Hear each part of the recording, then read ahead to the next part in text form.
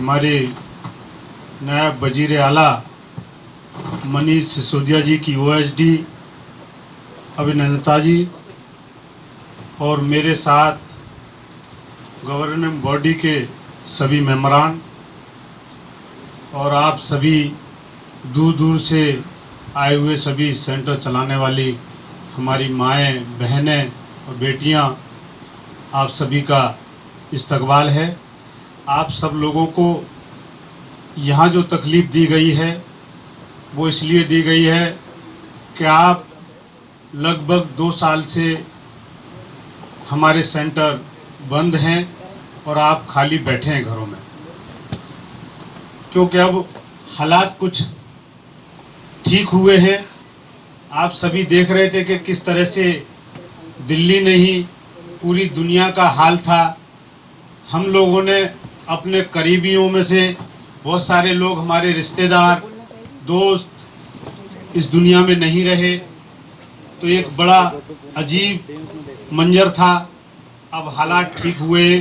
अब जिस तरह से दिल्ली सरकार की गाइडलाइन आएगी, हम उसी गाइडलाइन पे बहुत जल्दी काम करेंगे और आप लोग भी उसके लिए तैयार रहें।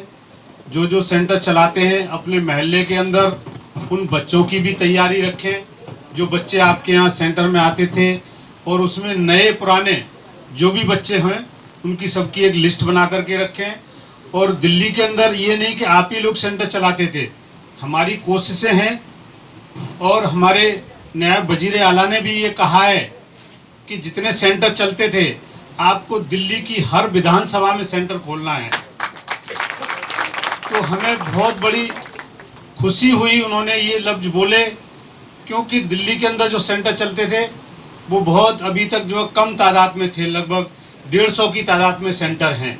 उन्होंने कहा है चाहे 150 से लेकर के अगर ये 500 भी करने पड़े तो आप 500 सेंटर खोलिए, क्योंकि उर्दू को आपने घर घर में पहुंचाना है। उर्दू एक ऐसी ज़बान है और उर्दू एक जाति विशेष की नहीं है। अभी हमारे और मेंबरों ने भी बताया, क्योंकि उर्दू पूरे हिंदुस्तान के अंदर और पूरी दुनिया में कहीं ना कहीं ज़रूर बोली जाती है। और उर्दू और हिंदी दोनों आपस में ऐसा है जैसे बहने बहने, बिना उर्दू के हिंदी नहीं बोली जा सकती। तो हम क्यों इससे पीछे रहें। तो जिस तरह से आज हमारी देश की हालात ठीक हुई हैं, ये बहुत जल्दी ही आपके सेंटरों का आगाज़ होने वाला है। अगर वो कभी पूरी नहीं होगी तो हम उर्दू के काम को किस तरह से कर पाएंगे। तो जो हमारे उर्दू के स्टाफ की कमियां हैं और जो हमारे स्टाफ में जो एडॉक पर रखे हुए हैं उनका भी ख्याल किया जाए। और जिस तरह से कोई भी प्रोग्राम 2 साल के अंदर नहीं हुए, चाहे यहाँ नए पुराने चिराग का जो प्रोग्राम होता था, अब अगर हालात सही हुए हैं तो मैं समझता हूँ कि हो सकता है कि कहीं गुंजाइश निकाल के वो प्रोग्राम भी कराया जाए।